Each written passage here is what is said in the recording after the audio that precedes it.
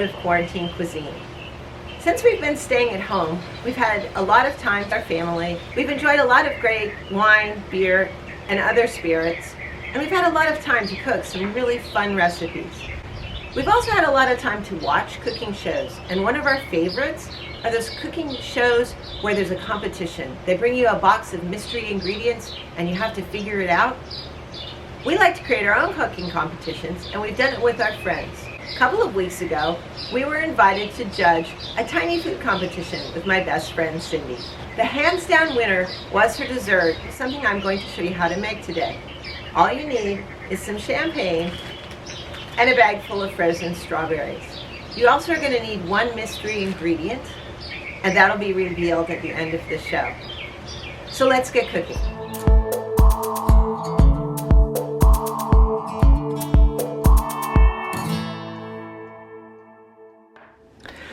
The first thing we need to do is infuse the strawberries with champagne. I have 8 ounces of strawberries, and to that I am going to add 1/2 a cup of champagne.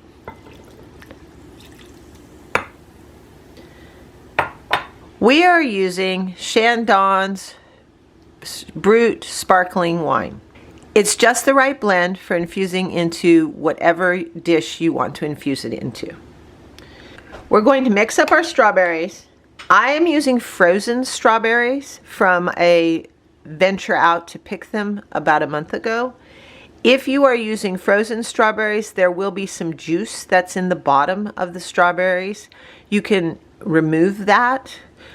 Also, depending upon how sweet or tart your strawberries are, you might want to add a little sugar, but we will taste them in a little bit after they've infused the champagne. We're going to set that aside. And next, we're going to make our whipped cream. At this house, very rarely is whipped cream plain. We always infuse it with some sort of alcohol to complement our dish. Champagne is great because it complements almost any dish. So here's how we make our whipped cream. You take 1 cup of heavy whipping cream and 1/4 cup of powdered sugar. You put that in a blender. I'm using my Vitamix. And you whip it until stiff peaks form.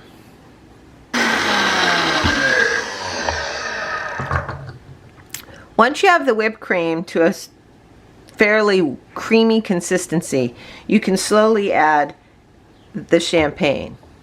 We have 1/4 cup of champagne in here. And you do that until it again gets to a nice whipped cream consistency. This whipped cream will keep in your fridge for several days, so you can always make a little extra.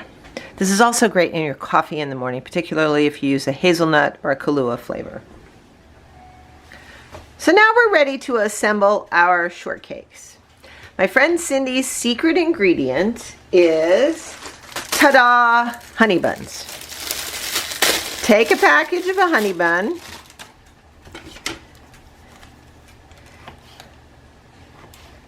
cut it into squares,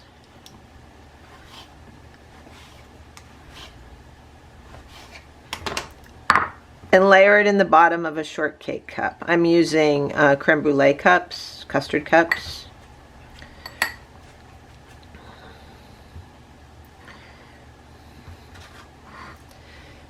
Take your strawberries and using a slotted spoon, put them on top of the honey buns. Using a little bit of the juice and the champagne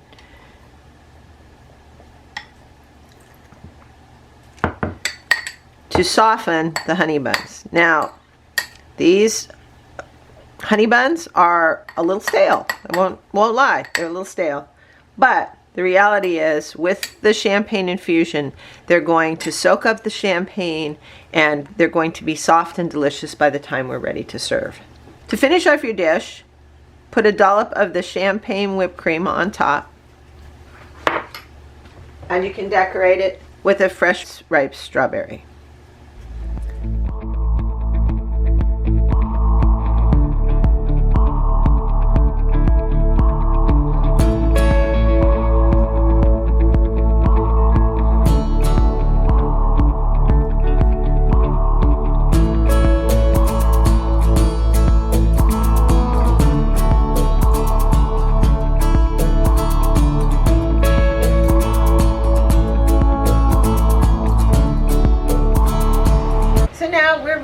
to celebrate with this delicious strawberry dessert with honey bun crust. We're also ready to celebrate the end of phase 1 of Brood and Boost Food Quarantine Cuisine. With all of the states opening up, we've decided that it is time to move on to what is more of our mission, which is bringing you the best of breweries, distilleries, and wineries from around the world. But never fear, we will still have our recipes once a week, and Kristen's going to be doing the next phase of that. Yes. So the next phase is a challenge. I'm a fan of a challenge. So the next challenge is with the winery Saint Supreme. They are doing a sustainable seafood challenge. Every week they've been pairing a seafood dish with their wine, which, as you probably have seen on Facebook and Instagram, that I have done, I think, 3 of their recipes so far. There are a couple more left, so I'll definitely show you how to make those. But at the end of it, they're actually doing a competition where you have to create a unique seafood dish to pair with one of their wines. I'm a little nervous, but hopefully I can come up with something awesome for this challenge. So wish me luck. And if you want to see more on our channel, make sure to like and subscribe.